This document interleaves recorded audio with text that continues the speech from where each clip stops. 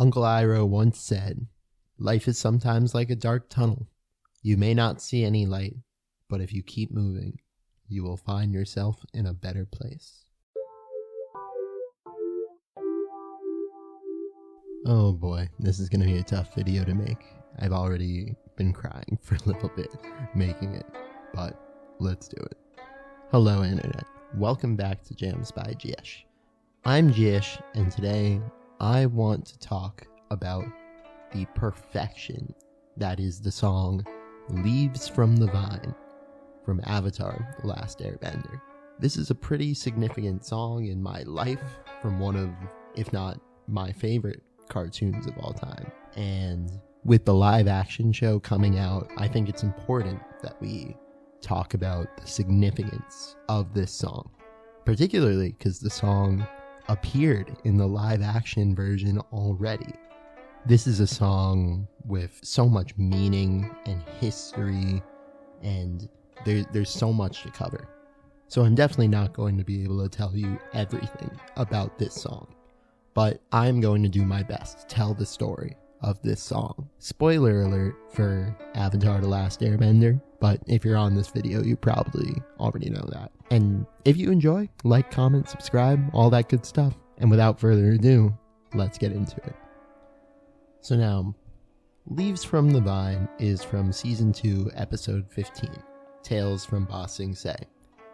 This is a series of stories combined into one episode, and it's specifically from the tale of Iroh. It's a poignant and emotional song, and it's sung by Uncle Iroh, a character played by the late great Mako Iwamatsu. Up until this point in the show, Uncle Iroh was this happy-go-lucky character known for his love and his wisdom. And this is the first time we really see a deconstruction of that character. This is the first time that we, the viewers, understand the tragedy behind the happiness there. The tale of Iroh is a story of Iroh paying tribute to his son on his son's birthday. Lu Ten, Iroh's son, had passed away in the siege of Ba Sing Se, and now Iroh found himself here in Ba Sing Se on his son's birthday. There's a very poignant line right before he performs the song at the end of the episode, where he says, "Happy birthday, my son. If only I could have been there for you." This is extra ironic because Iroh spends the whole episode, and pretty much the whole series, dedicating himself to other people and acting as a father figure to them in a way that he couldn't to his own son. It's a moving reflection of the pain and sorrow and the guilt that Iroh carries with him. The lyrics combined with the animation and voice acting just make this scene stick with you emotionally, and it usually makes you cry.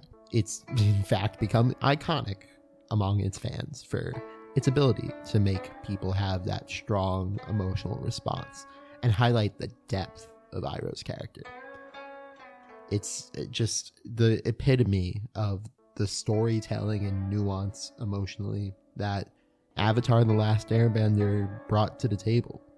The lyrics of Leaves from the Vine are simple, but they carry a profound emotional weight. You know, that metaphor of leaves from the vine falling so slow. It really is a reflection of the fragility and transient nature of life. You know, this image of a vine losing its leaves is a powerful symbol of loss and the passage of time. The lyrics capture the essence of grief and the heartache that comes with the departure of a loved one, particularly around important dates relating to them. The melody of Leaves from the Vine is gentle and melancholic, perfectly complementing the somber mood of the scene. The simplicity of the tune adds to its emotional resonance, but it also adds to its emotional complexity. This song appears twice in the episode, once at the beginning, where Iroh uses it to cheer up a crying boy, almost like a lullaby, But then at the end, it's all sadness and grief. The use of a traditional Asian musical style enhances the cultural authenticity of the show and contributes to the overall atmosphere of the scene. The melody, combined with Mako Iwamatsu's heartfelt performance as the voice of Uncle Iroh, creates a deeply moving experience. The musical style and the themes of Leaves from the Vine are deeply influenced by East Asian traditions, particularly Chinese music. The cultural elements in the song contribute to the rich world building of Avatar: The Last Airbender, where each nation is inspired by real-world cultures. And this enhances the authenticity of the show, but it also really showcases the creator's attention to detail. And I particularly like the inclusion of this Eastern music, because kid shows like Avatar: The Last Airbender, and I'm using kid shows in quotes here, right? Shows aimed towards kids with their primary audience in mind. They carry a serious educational value. And Avatar: The Last Airbender is mainstream. It introduces viewers, especially younger ones, to different musical styles and cultural elements, fostering an appreciation for diversity and curiosity about the whole world. Leaves from the Vine has left a lasting impact on the show and fans of the show, beyond the context of the show. It's just a symbol of grief and remembrance in pop culture. It's often cited in discussions about the emotional depth and maturity of animated storytelling. The scene and the song have resonated with audiences of all ages, contributing to show's legacy and demonstrating the power of animation to convey complex emotion.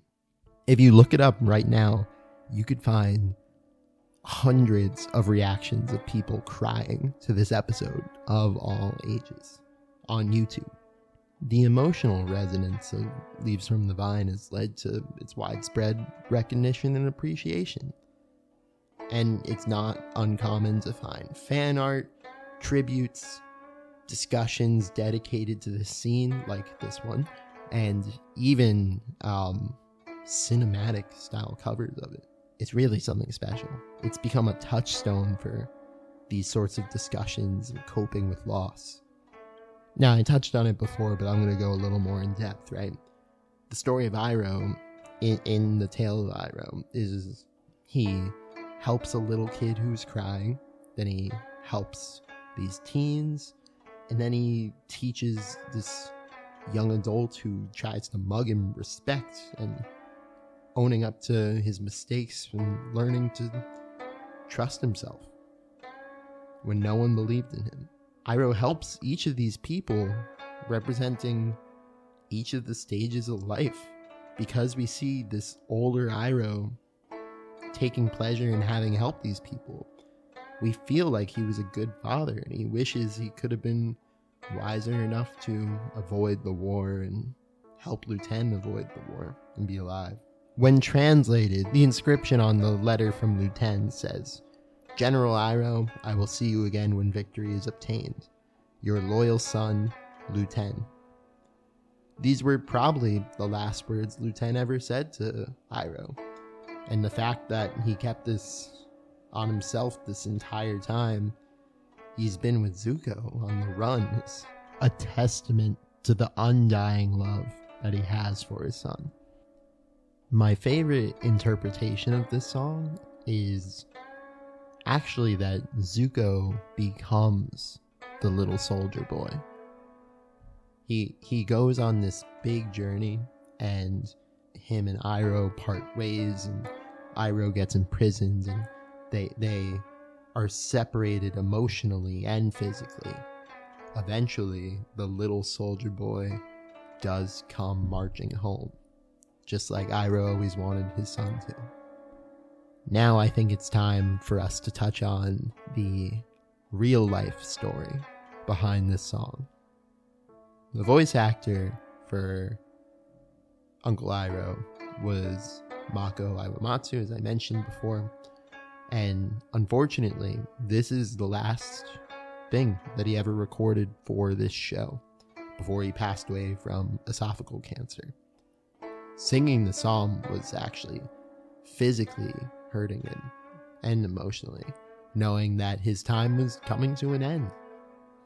It said that people outside the recording booth were crying while he sang. He would only pass away a few weeks after the recording.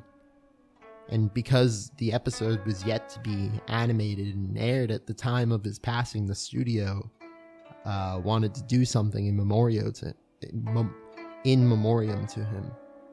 The picture of Liu 10 is actually Mako when he was younger, only edited to fit the plot and be in the style of Avatar: The Last Airbender. The song Leaves from the Vine was dedicated to Mako's military service, as he was a soldier in real life. Before the song was the last line, because the song was the last lines Mako would read or sing for the series, Greg Baldwin, the man who took over voicing Iroh, refuses to sing it to fans at meet and greets out of respect. As he says, that's Mako's song.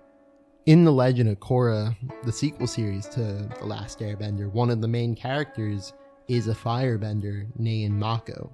Greg Baldwin told a story in one of his panels about the first time he met Mako's daughter and grandson, who was also named Mako.